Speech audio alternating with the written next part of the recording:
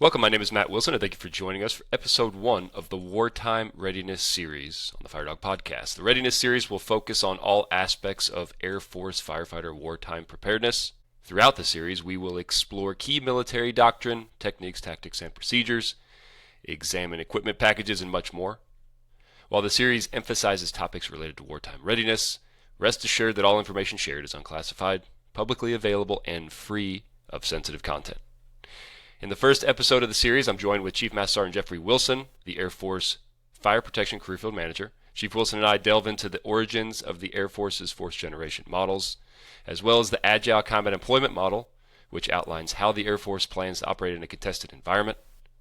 We explore the reasons behind the Air Force evolving strategies and how the fire service integrates into these new frameworks. Please note the information shared is current as of December 2024 and may evolve as the Air Force continues to refine its approach.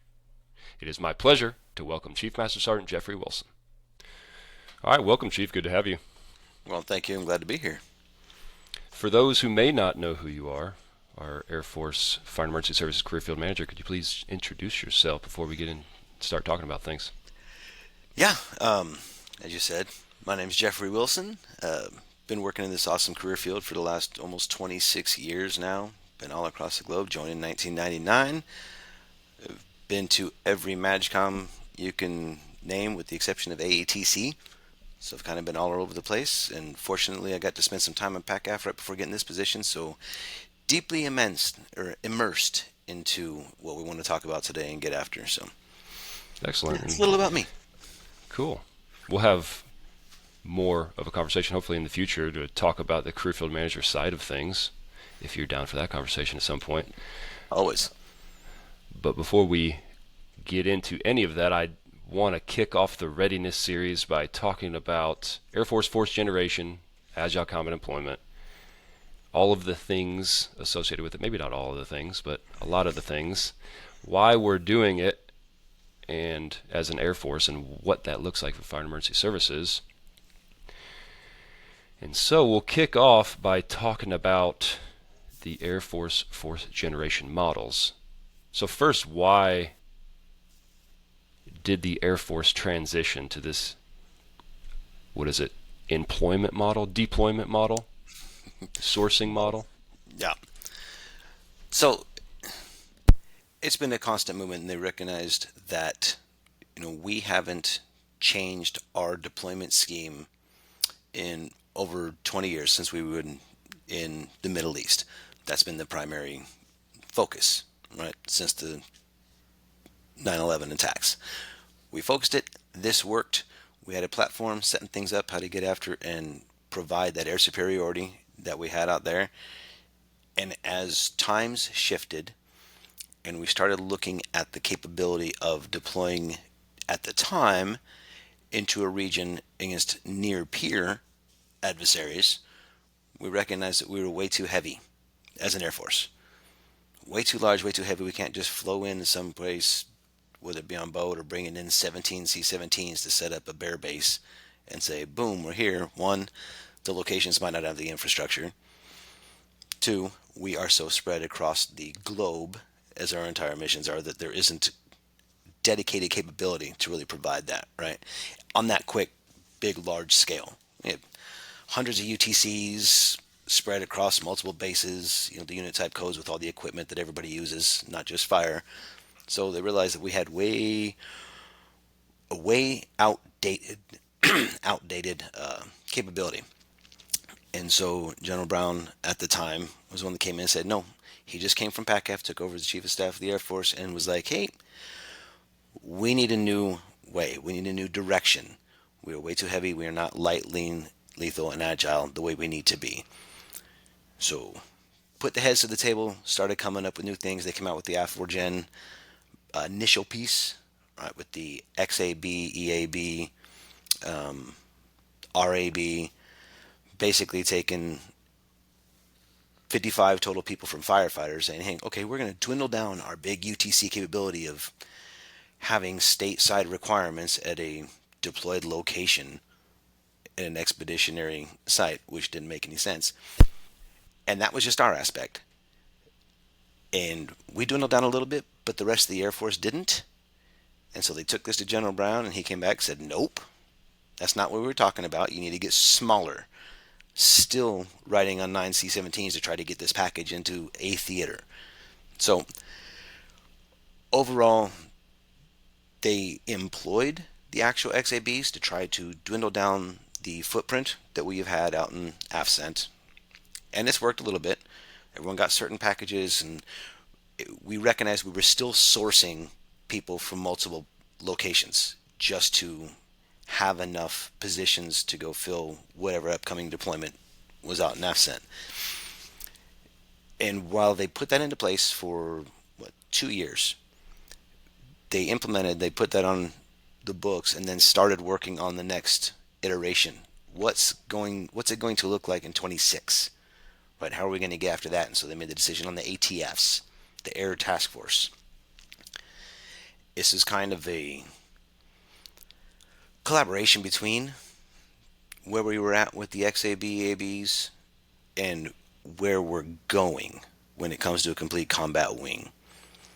And so that piece is there. It's there for like one cycle, while we stand up all these deployment combat wings and more on a lower level understand what a combat air base squadron does and how CE fits into those situations. And we're standing 5 of those up right now. Right, that's going on, coming into, they're going to go fully supported by 26. I have the personnel actually aligned, tasked, sitting there to include the iron, you name it.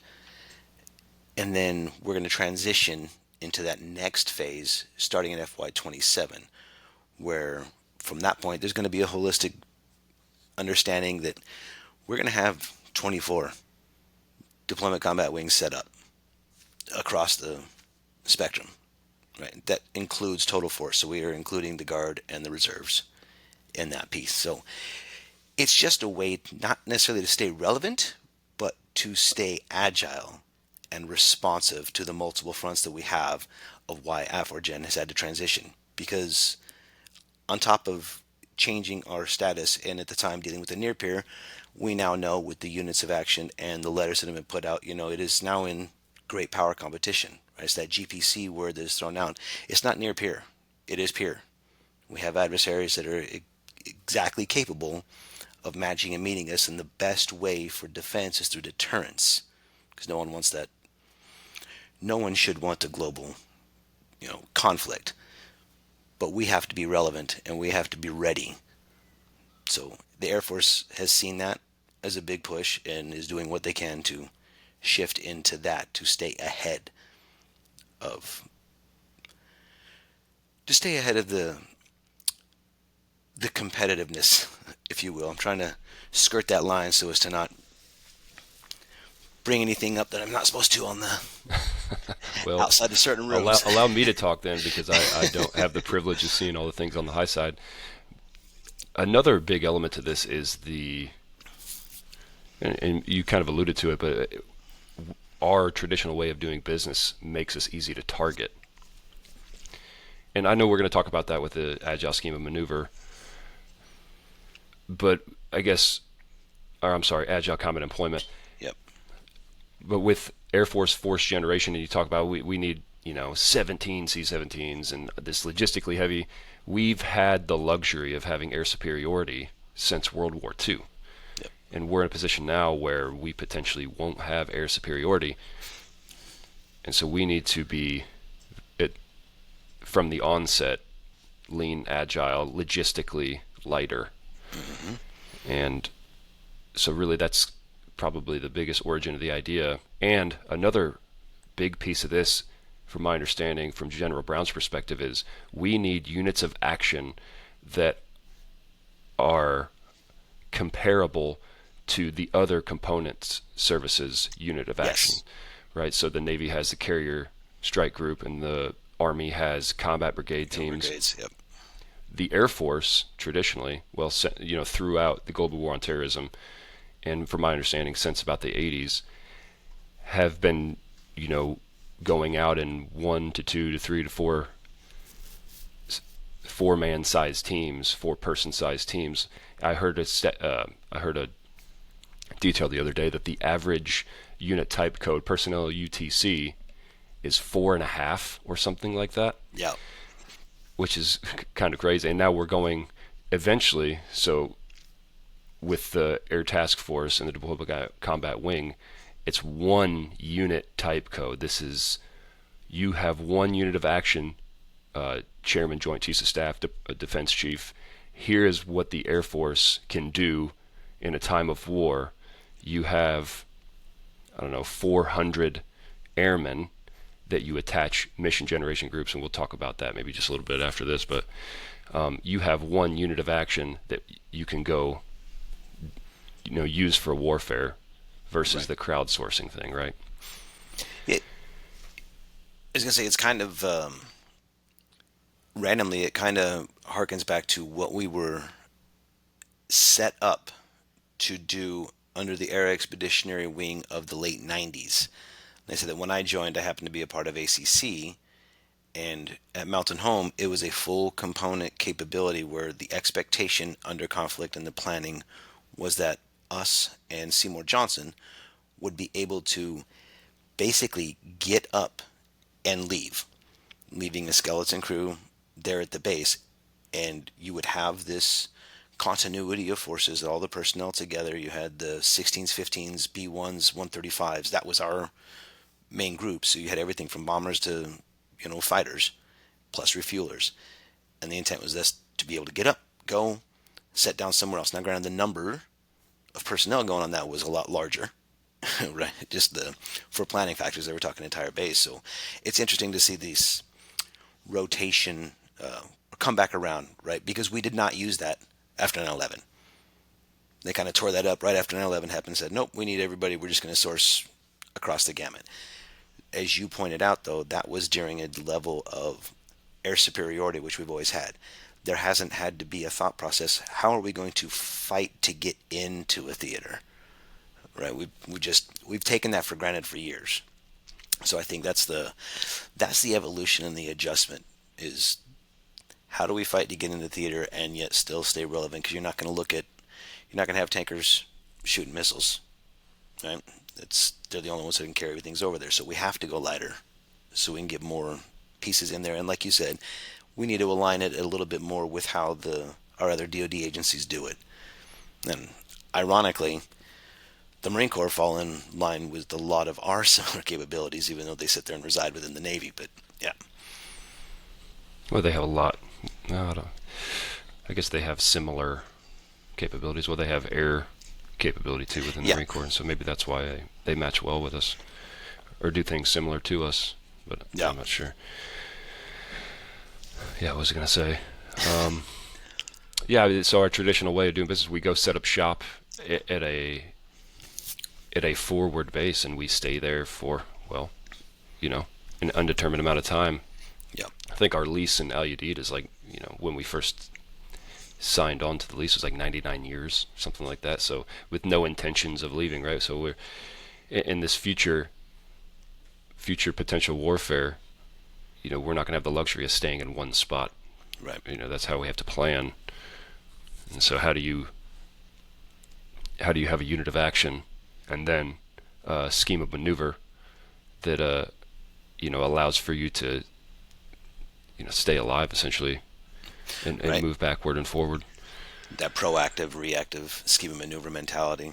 Yeah, and that's you brought it up. We're not going into a location to be an enduring spot, right? If we have to utilize these unit of actions in even more than just the Pacific, there's the capability of trying to build these partnerships and these relationships that we have with all our other nations, just to have that set, so we might not have to take as many people or equipment pieces in, so we can still provide the defensive capabilities. That's one of the bigger things that I think we overlook a lot.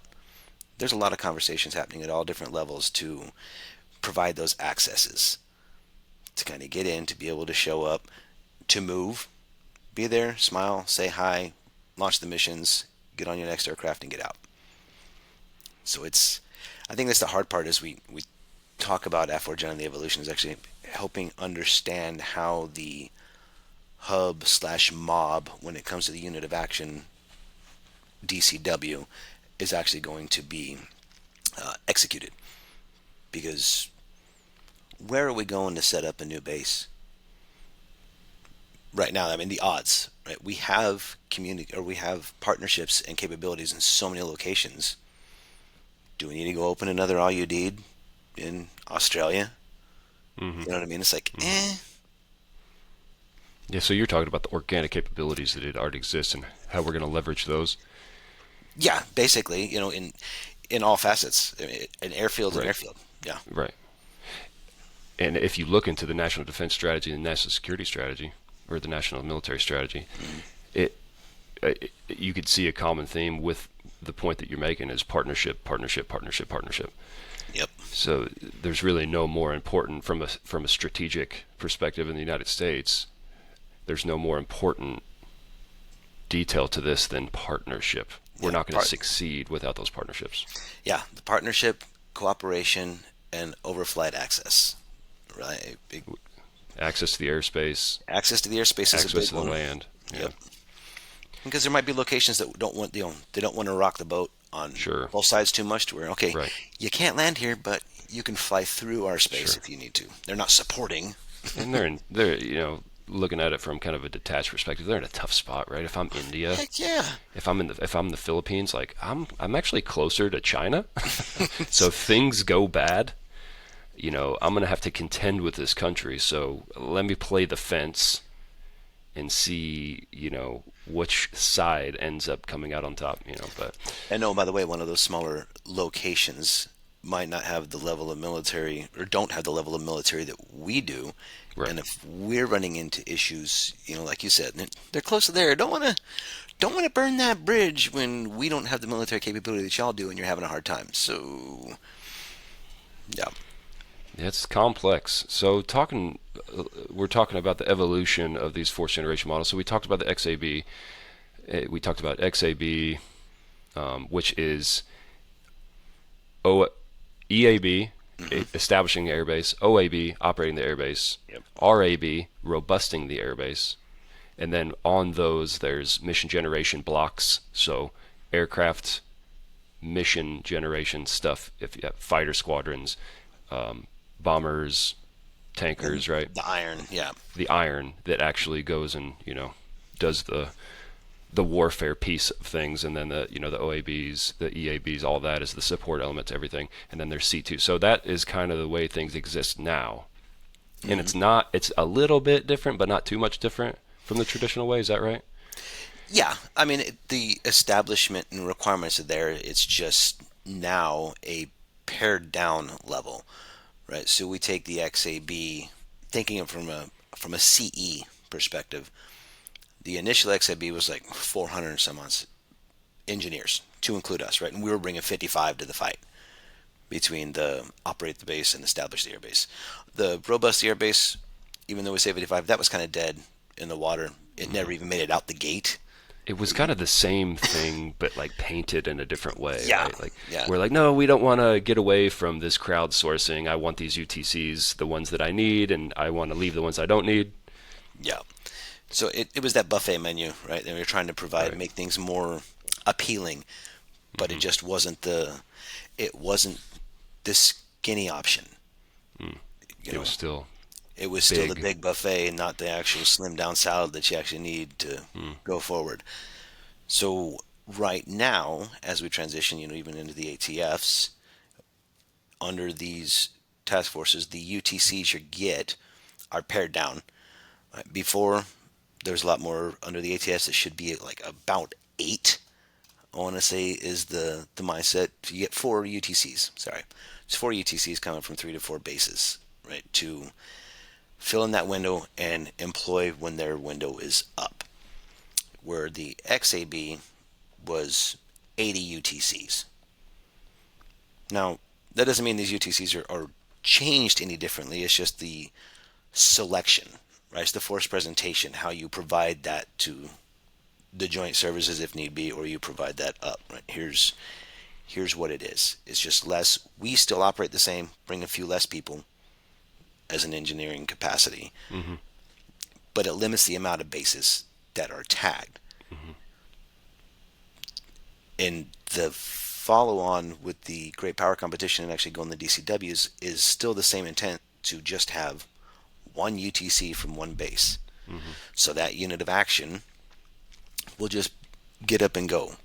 Because right now that hurt on supporting 80 UTCs across 63 bases is impactful to 63 bases. Under ATF, you're only impacting 4 bases, 3 to 4 per UTC. It's still hurtful, but the future piece to this is to limit the impacts far spread. Mm-hmm. If that means we're breaking a base, got it.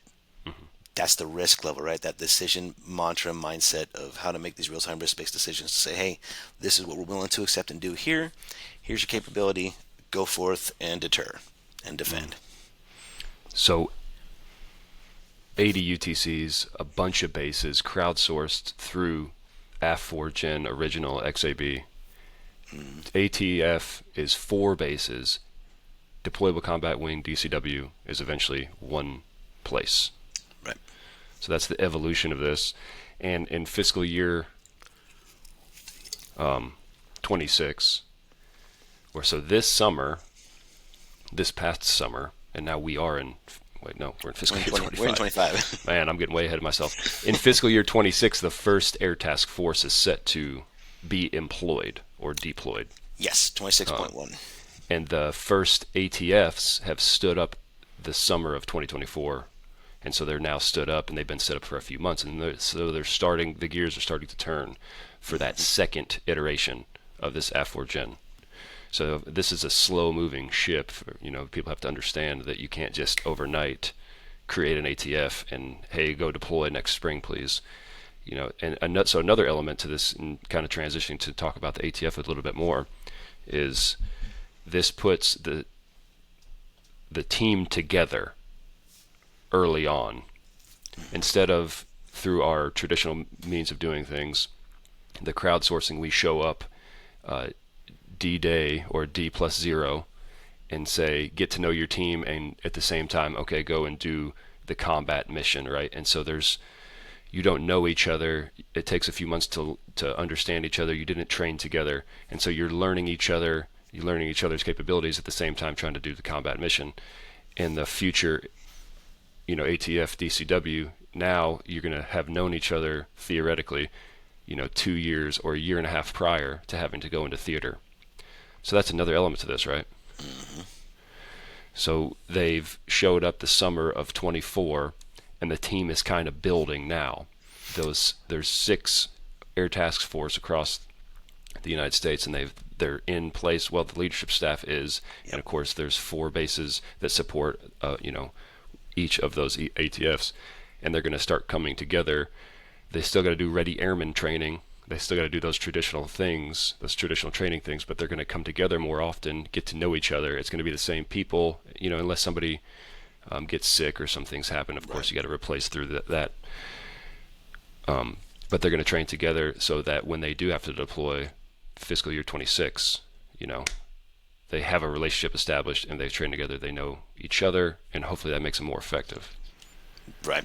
And not only that is, even though this is titled with an ATF, the same intent, right? We're showcasing what the future DCW is going to look like too, all at the same time.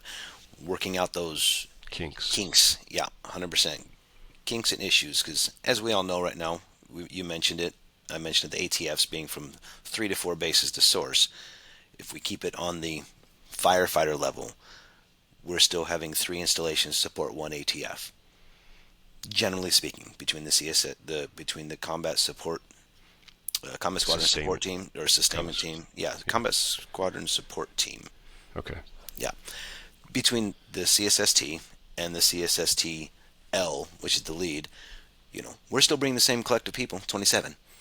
That's what we presented to the force. And future FY27 and beyond under the DCWs, that will just be all from that one installation. And if we work things right, we'll have before everyone starts getting upset, well, I can't lose 27 people from my base. Mm-hmm. And we're working that as you said, nothing happens quick.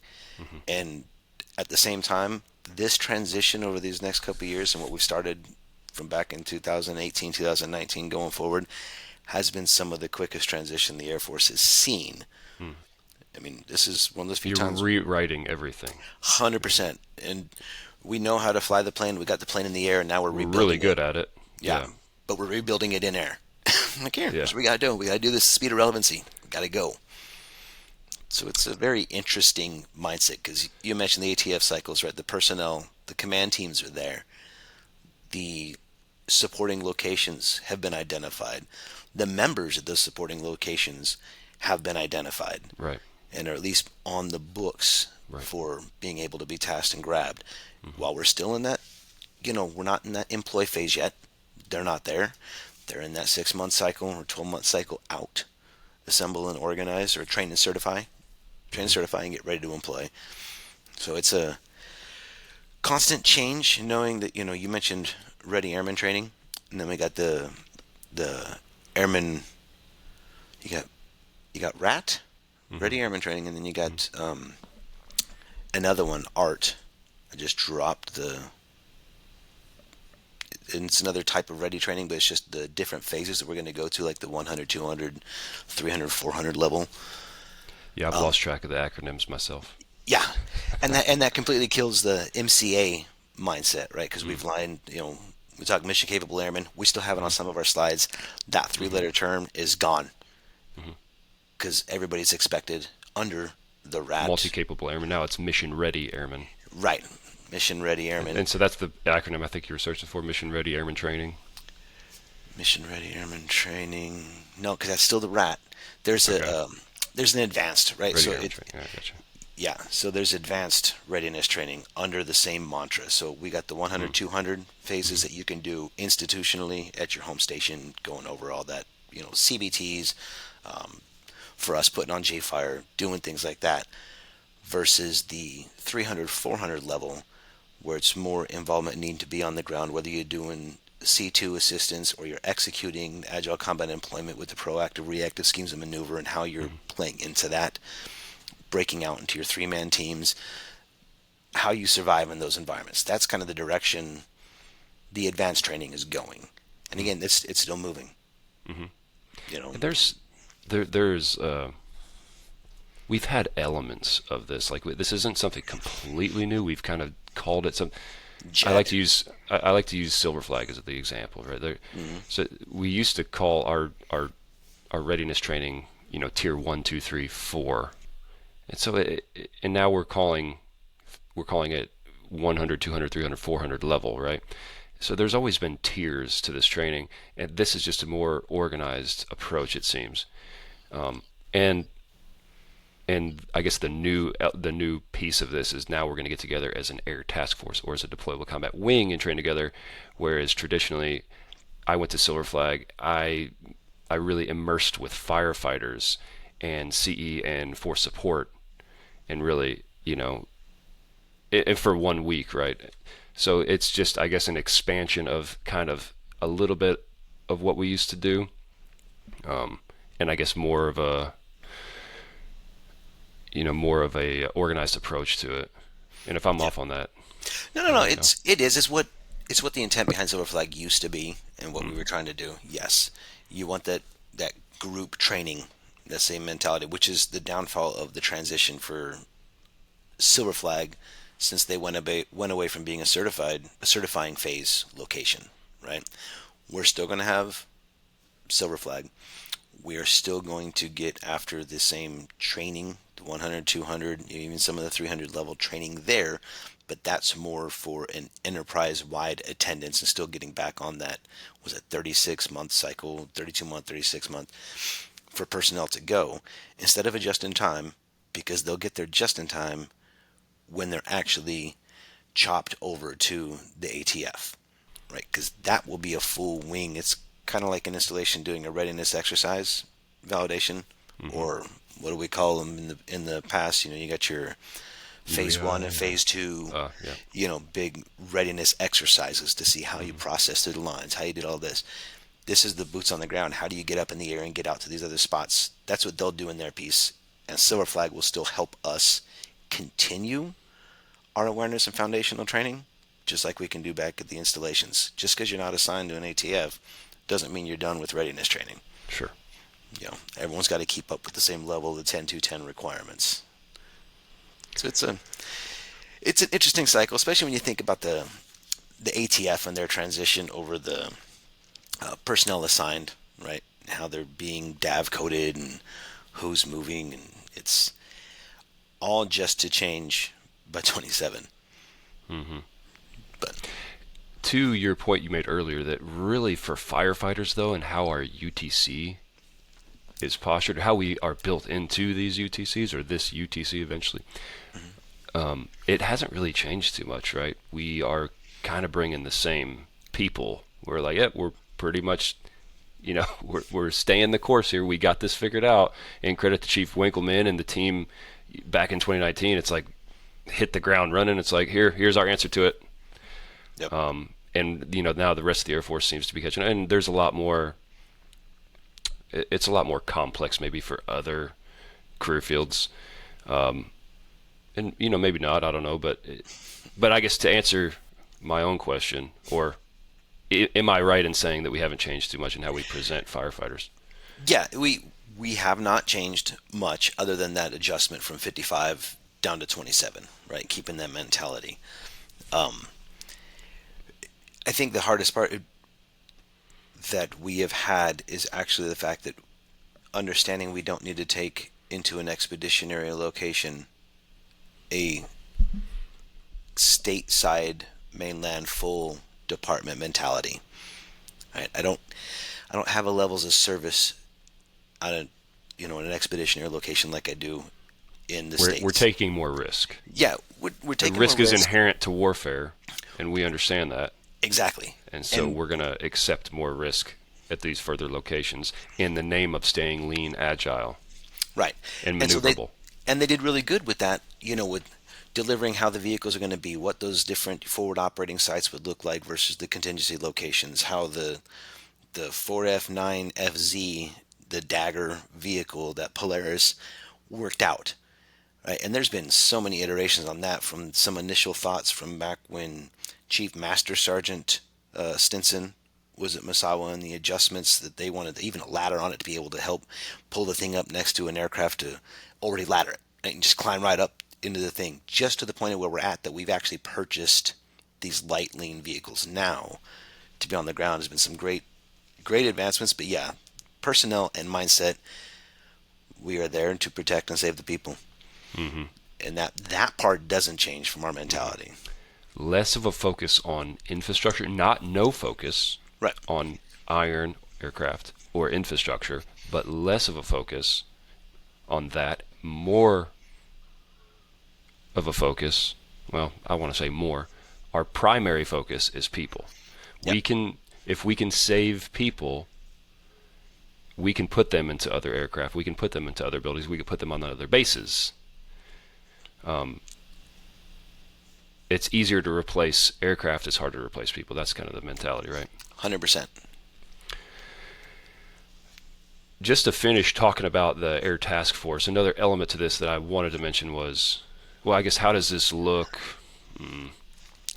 broadly? And so there's the command element, right? And there's the A staff, which is something new that the Air Force, it's not new in the joint environment, it's not new in the Department of Defense, it's kind of new in the Air Force and how we organize. So we got the A staff, and where we fall as firefighters, as civil engineers, force support, med group, security forces, we fall into a combat air-based squadron. Is that right? Yes. And you're right, the A staff mentality, that's, it's been a long time coming for implementation at a wing deployable concept, right? Because we've had the staff positions, every MAGCOM, and then you talk about the joint services and different things. But yes, we will be falling under the CABs, the Combat Air Base Squadron. Mm-hmm. Within the ATF, within a deployable combat wing. Yes. So it's the same thing, right? The way we're going to play is there's not a big transition to that piece. The transition will be the understanding that, there's under the A staff and that mentality, there is no mid-level groups, right? So even in that A staff piece, There's no intermediary. right, you're Combat working Air Base for Squadron, those commanders are working ASAF. for the DSIP, yeah. And the intent, honestly, come 27 is we're trying to have at least one 32 Echo up on the A staff, so we have a Okay. CE officer at least present. Maybe an A4. Right, A47 is what they're looking at it. Crazy, weird numbers or Makes letters, sense. numbers. Heard those before. So they're looking, but that's still being adjusted. What's that officer going to look like? Where's it going to come from? Is it just going to be a captain? How are they just a new intermediary? Are they a planner? Do they know? Is it just engineering? How does that affect the emergency services? Since we really don't, from any of the 7, 8, 9 levels, have deeply certified officers, with the exception of EOD, but they're fewer and far between than the rest of the officers, sitting in those positions to be able to speak Joint. eloquently, jointly, and to the commander on exactly what those emergency service capabilities are. But without having someone on staff, they know even less. Sure. Right, so nothing's being brought up. So that's been one of the pushes in these pads and the directions, the program action directives, to figure out what does right look like on the A staff from a 32 Echo officer standpoint. To hit on the point that this is this is a slow-moving ship and kind of a, I don't want to say tough evolution, but this is just an example of it's going to take time to figure these things out. We got to try it out to see if it works, right? And people have to learn this stuff. And you say like, well, you're in the Air Force, you should know the A staff, you should know kind of how that tier, that leadership tier, or that leadership intermediary works. But no, we don't in the Air Force, because again, we haven't worked like this. The Army has worked like this, and they understand it. Like if you go ask a private in the Army, what A2 is, you go, oh, intelligence, or J2 or whatever. They're going to know that. In the Air Force, you ask an airman that, they're like, I have no idea. Like I know who my supervisor is. I might know who my commander is. Yeah. Squadron commander. All right. Right. So we have to kind of relearn this stuff. And again, it's just another way to. And if you go look at the National Defense Strategy again, like we talked about partnerships and having those relationships with coalition nations, but also working together as a joint force. Like we're not going to be effective if we cannot work together as a joint force. And so the A staff is another element to that. Like all the other components are doing this and organizing this way. We have to get on board. We have to understand this. 100%. We got to get on board. It just starts talking that common language across the board. Right, which Air Force is not great at. We have been really good at creating all of our own acronyms and speak and you name it. And everyone else is doing it within our sister services. We should be doing that. Sure. Jumping on their board so that we can all provide the same force presentation capability through a common level. And just for those listeners who may not understand, like what are the elements of the ASAF? That's okay. Here they are. So A1, manpower personnel. That one may be more familiar to you than the others. A2 is intelligence, surveillance, reconnaissance, all that. A3 is another common one that maybe somebody understands, is operations. A4, that's where we fall, logistics and engineering. A5, planning, integration. A6, communications. A7, installations and mission support. We also fall under that to an extent, right? And then A8 would be strategic plans and programs. A9, studies, analysis, assessments. A10, strategic deterrence and nuclear integration. So not all of those are going to be necessary within an Air Task Force's Global Combat Wing, Right. but that's what it is. And there's awesome things to go look up and see that. I know there's a lot of briefs out there for people that want to get out there and read about it and check it out, but it's good information to know. And this is something that we'll understand more as we integrate into this stuff, right? Like once you get assigned to an Air Task Force and eventually deploy a combat wing, and you're trying to do day-to-day business, and like who do you got to talk to? Go talk to A6, right? Yeah. And who's planning it? Who's doing that stuff, right? When it comes to that command echelon under an ATF, because you got the commander, and the A staff is supporting the commander, and then the special staff is supporting the commander, and the cabs and the mission force generation are both broke out under that commander. It's an organizational structure original nightmare to start until one looks at it, really gets after it, and yeah. But until you have those relationships built, until you know what you need to go find, for someone like who am I talking to? Who's going to be my control officer for some cooperation location? Knowing that you have to go to A5 to go find that desk officer that's going to, hey, you're the people that reach out and do all the theater security cooperation movements or these relationships. But do you need that at the cabs? At our level, maybe not. But it's still good to know, right? We talk about that from firefighting. If you're sitting in the back seat, you should at least know what the driver's doing. If you're the driver, you should know what the crew chief is doing, right? What those capabilities are. Should always know that one up or that next level, who to ask, who to find out, so that way you're not ever stuck. Especially as a leader. Absolutely. So if you're a senior NCO or even an NCO, it's probably good to understand this stuff. Especially if you think, so you can start looking relay at the message down.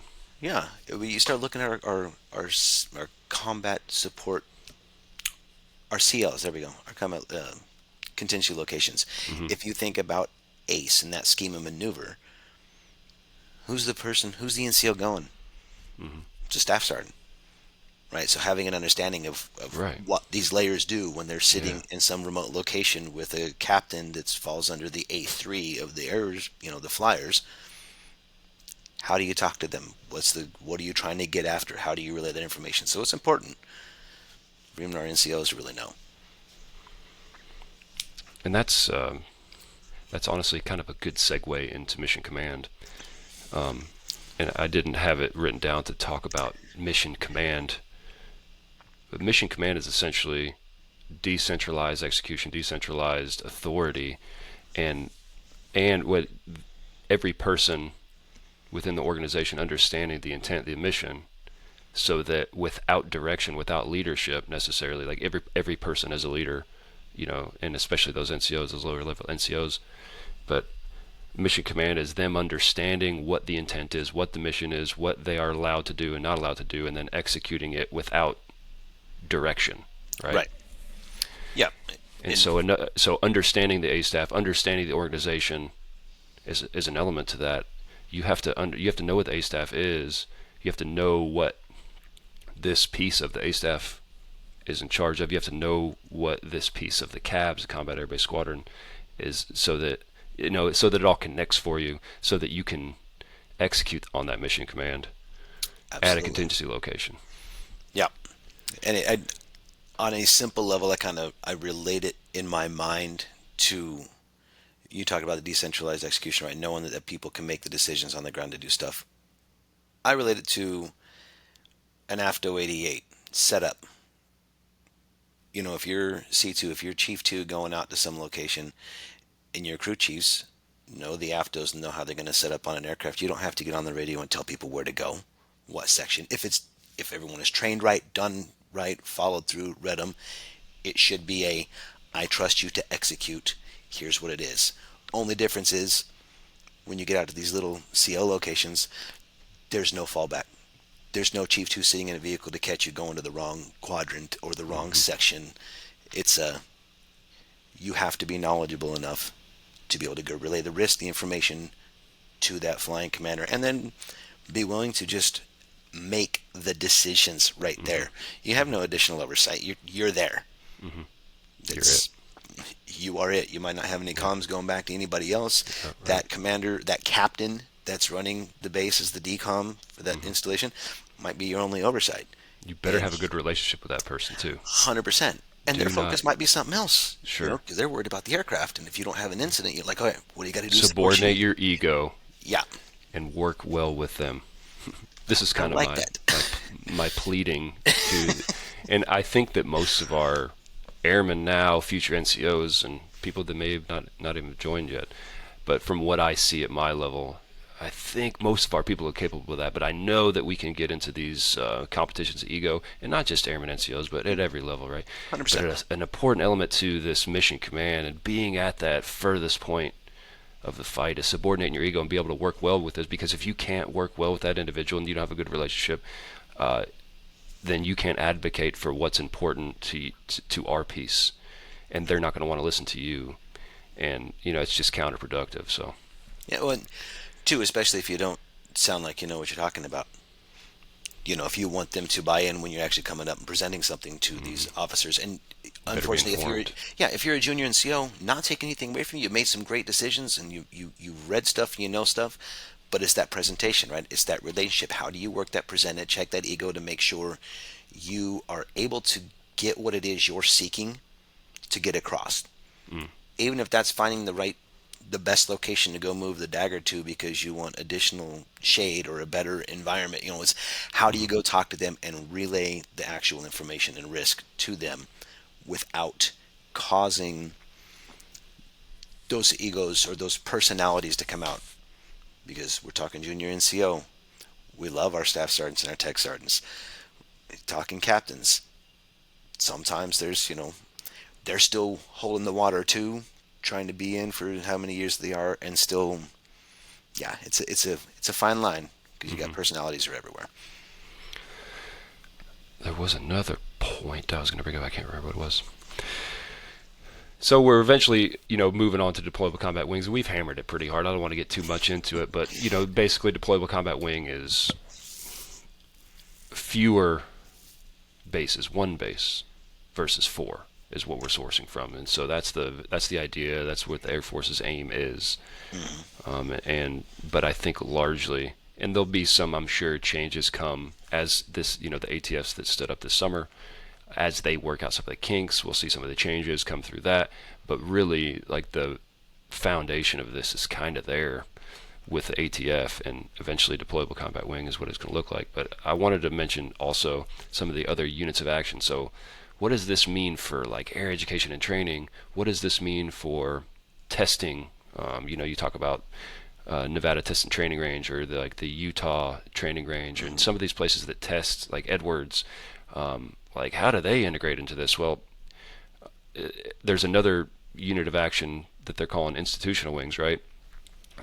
So they're going to be in garrison, focused on those missions like logistics, training, testing, while there's deployable combat wings that worry about, forward deployment.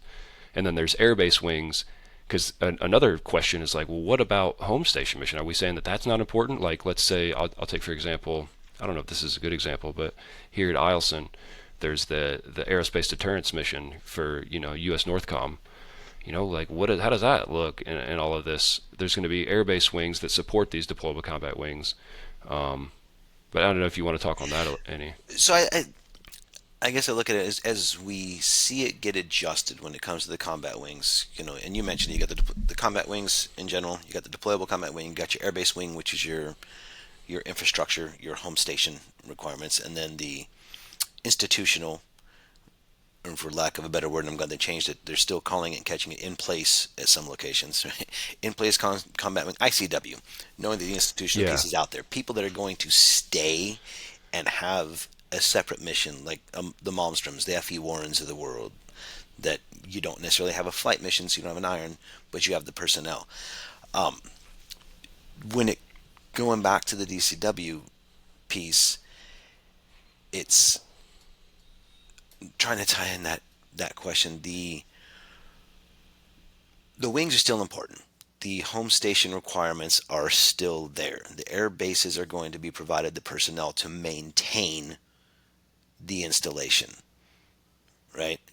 The test ranges are all still going to be supported. The additional missions put on certain locations, like the Minots and the Ellsworths, where they have a separate, in the Dias locations, where they have separate missions that are tied to their aircraft capabilities. Those will still be there. We're still going to get after. We still got to find the right ways. And whether there's a DCW attached to the airbase wing or not, there's going to be a growing period to figure out how these are going to work. I think that's why we're also going with only 5 to start with. Because, sorry, go ahead. I was going to say, we still got to move. things are changing or potentially going to change, and they're still kind of evolving and figuring it out. Right. As you said, nothing's moving quickly, but we are moving very quickly all at the same time, and yet change is never quick. Hmm. And we have to figure out some of these parts. Right? Who's going where? How are we going to source full 27 personnel at some base? And I know in the back of minds, there are questions of what about those bases that have military at them that are considered institutional slash in place locations? Well, maybe we move the military. Maybe we take those funded positions and chop them over to somewhere else to get the civilians that institutional locations that they're there to support that mission, and you move the military over to this other spot. But how does that work, and how quickly does that work? Hmm. I mean, we just got done with our program objective memorandum, the palming for manpower for FY27, and that's just trying to fill our 2,176 Vacancies. vacancies that we have on the UMDs for the foam. Mm. And we're not even going to discuss or have a topic on NDAA. That's a separate entity in and of itself. So it's like, that's how far reaching and ahead we have to be. And so we're already bringing people in 27's execution for us, right? For the actual mites of the DCWs. And we're just now trying to talk manpower. And it's not just fire, it's across the board. Yeah. And so now, do you increase the in strength? Have we got the congressional approval that the military can actually get more military members? Or do we switch that all to civilians? Is there an appetite in America to have an in strength that big? I don't think so. I don't think there's an appetite even from the congressional side to even Right. have the discussions on it. Yeah, they're struggling even with recruitment now, from what I understand. So Well, they met all the goals this year. yeah, and I did read that, but I remember, you always hear about like, oh, there's a struggle with recruitment, and then they met it, right? But I feel like those recruiters were probably working their tails off. Yeah. And did Great, it. And so credit to those guys, Yeah. and girls, but It doesn't mean the struggle wasn't there. right. Yeah, we are constantly struggling. Well, to your point, that puts into perspective the slow evolution of all of this stuff. And so those questions, I guess my questions about institutional wings and airbase wings and like that stuff is not established, but that's the idea. Like the idea is that our Air Force leaders and Department of Defense leaders understand the importance of these home station missions. They understand the importance of air education training. They understand the importance of testing and development. That stuff's not going to go away. They're trying to figure out what that looks like with integrating the deployable combat wings. So, and you bring it up, we talk about what does that look like for airmen, and that's why, AETC is transitioning to the Airman Development Command, ADC. That's a thing. And they're changing the name. It hasn't been officially done yet, but it is happening. And that piece is all about getting that readiness training implemented early on, out the gate, right? You start that at basic training. Now, I haven't tracked and followed basic training enough to know if we went away from the week-long stuff that was going on. When I came through, because I'm old, it was 2 days. It was almost 48 hours of straight nonstop. You were up the entire time. You were out rucking, hiking, dropping stuff, doing whatever. I know we went to the week-long mentality of Warrior Week, I believe it was, at the schoolhouse. Yeah, I believe that's what I went through.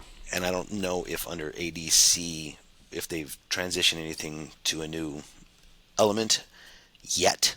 I know there is discussions. How do we get this set as similar to the Marine Corps or the Army? How do we get that warrior mentality first and foremost as the foundational skill before moving on to the technical training side of our AFSCs?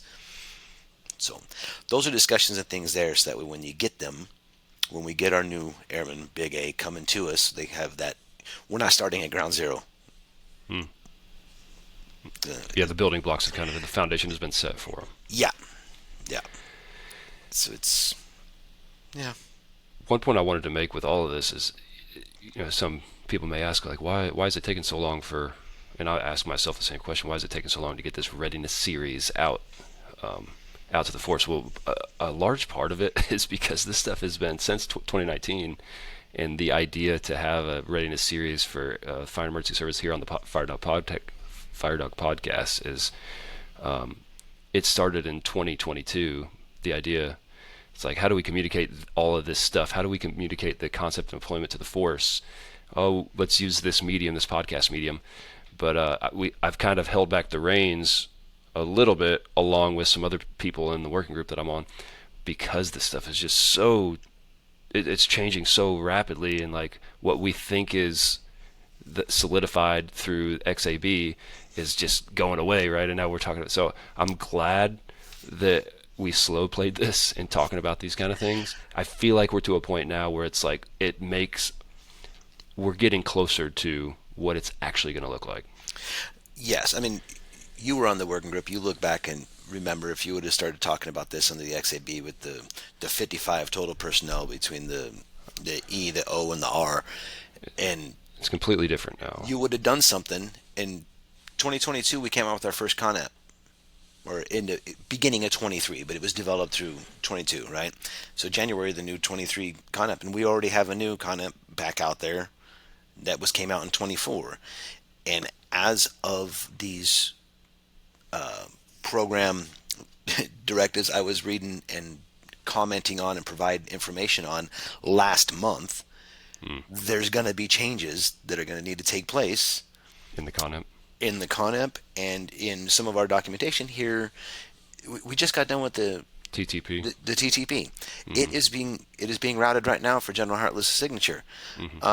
6 months, I'll probably have to redo it again because there is so much change that is coming that we don't want to stop progress. We don't want to not have this conversation because we need to start having it out there. But know that we're still changing. I mean, capability levels playbook, which is a guide for Air Base Wing commanders over what to expect from the fire departments that have to chop personnel over to the DCWs, has been published and put out. It took about a month and a half from thought to two-letter coordination and approval. So we would get this book and we're provided an annex. Hey, fire, take a look at this. What is it you do, or what's going to happen to the base if you can't, or if you have to move 7 to 10 to 27 people over? Oh, populate this 2 pages worth of it. Give us all the information. You got it today. I need it tomorrow at noon. So we have to be reactive and moving just as quick and pay attention detailed. Fortunately, we had it written in the AA. It provides a lot of the verbiage, maybe not the same intent, but it provides a lot of verbiage. But this is a document that's actually out there now that commanders are starting to hear about.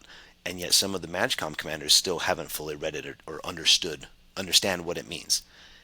So, and just tying in that it's slow moving and yet fast all at the same time. There are changes, and at least one thing's not changing: the amount of people we're sending and the fact that we're getting the daggers. Those things are moving. That's a good segue into like, what does our capability look like? And we've hit on quite a bit of it, but I'd like to maybe dig into a few of the details.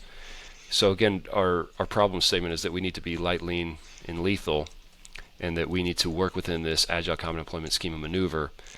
We've talked about how many firefighters are coming to the fight, but how does that look? Let's say we are deployed, and there is going to be some kind of scheme of maneuver within our deployment. So what does it look like for us as firefighters?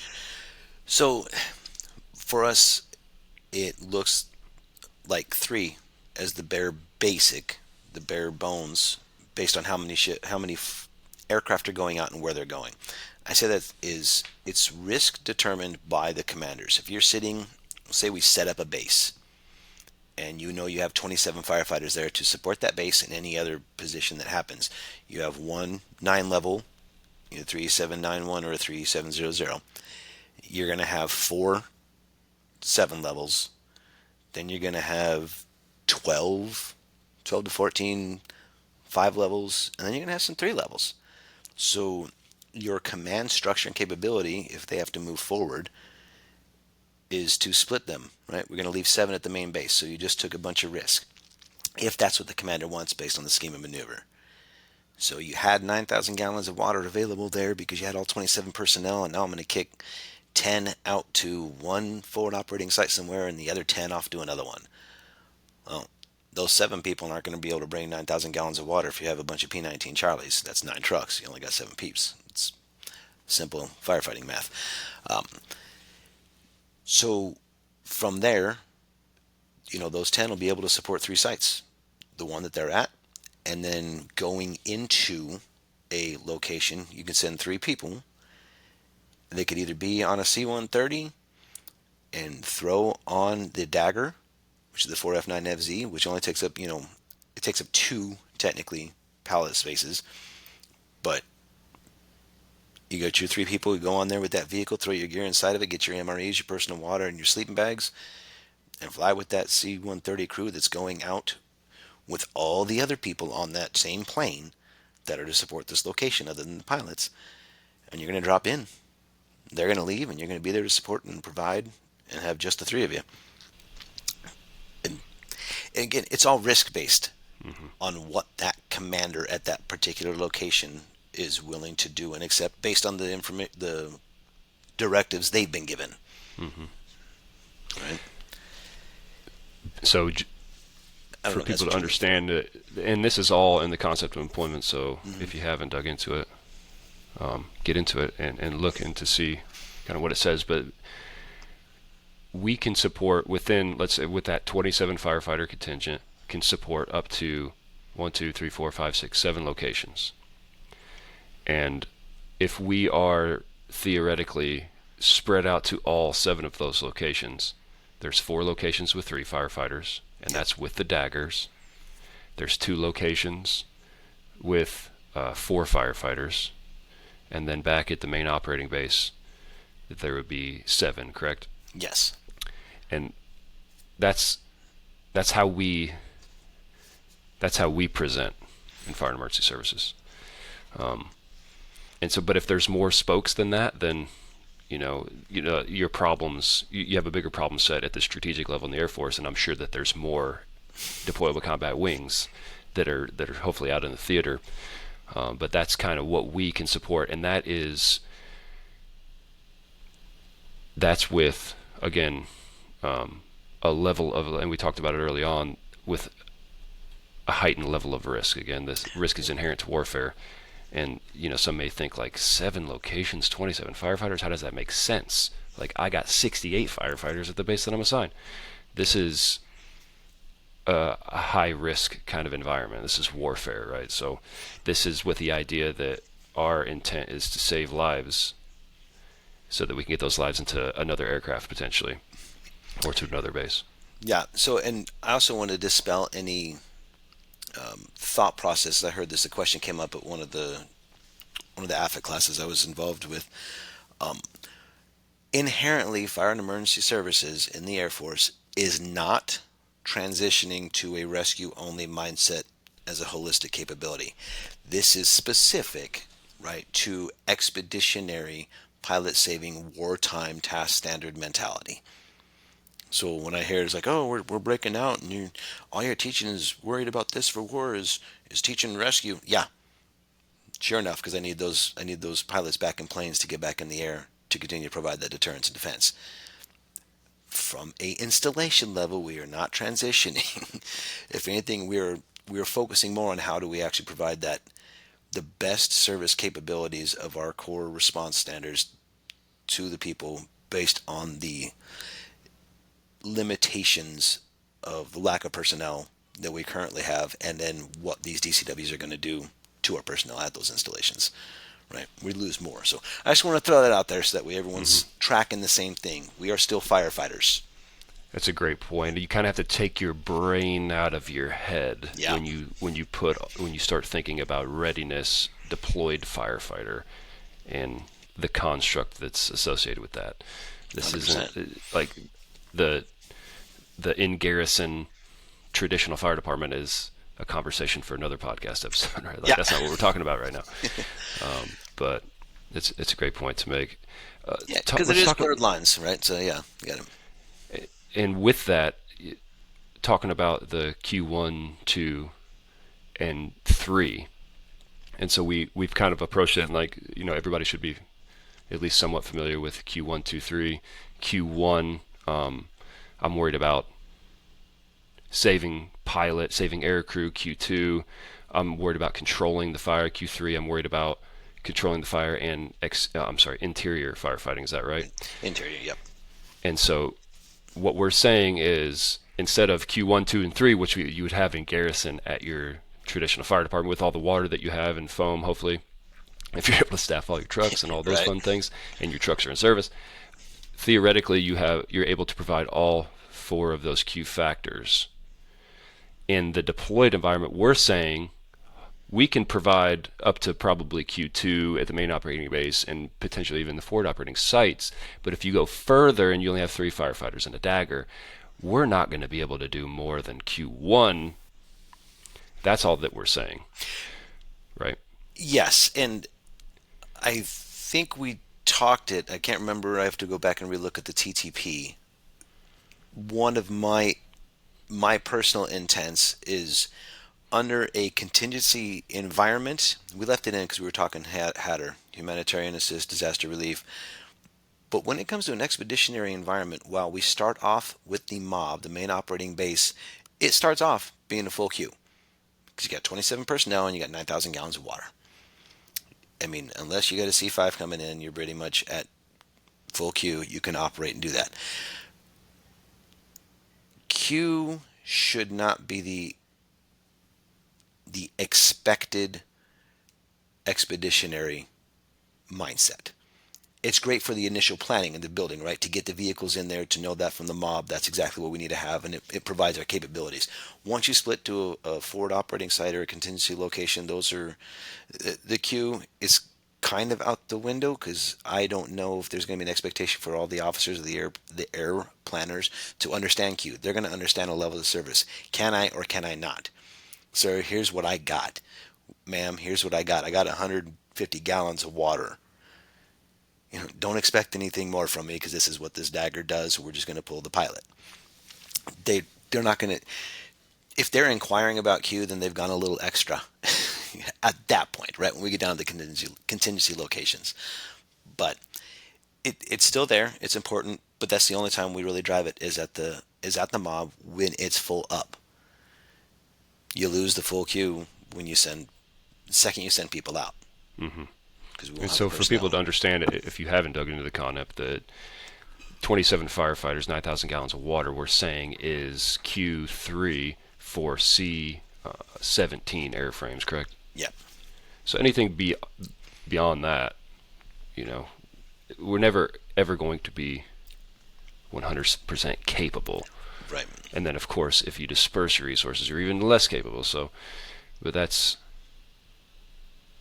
how things are built. But yeah, but to your point, I guess you just don't get too caught up in that. No, I mean, really, we shouldn't because we're talking expeditionary.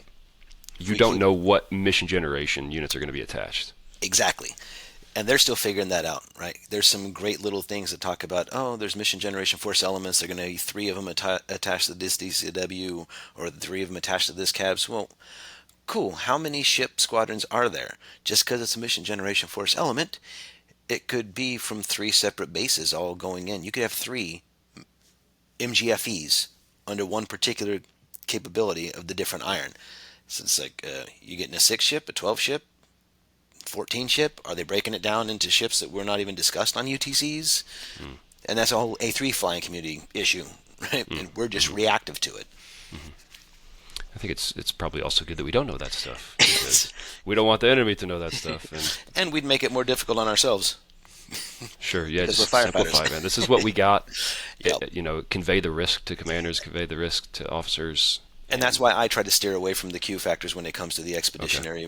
Personally, I think understand. that's how we can better explain it. Some people might be really spun up on how they want to provide the Q factors to the commander and might be able to relay it better. I just try to keep things very simple. Expeditionary, here's what you got. Thumbs up, thumbs down. Let's rock.